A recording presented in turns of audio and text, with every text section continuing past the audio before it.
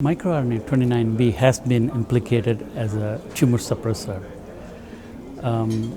Although there are a lot of promise with that as a therapeutic agent, so far using that directly in patients has deleterious effects because it has a lot of off-target effects.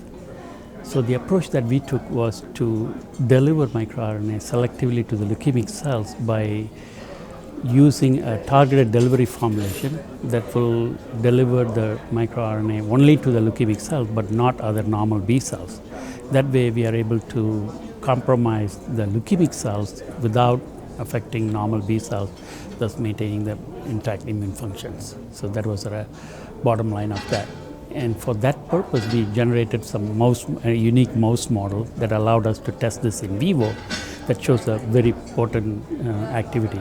In this context, the work that I presented, miR29b specifically downregulates an enzyme called DNA methyltransferase DNMT1 and 3. And the consequence is that the methylation of gene promoters are affected.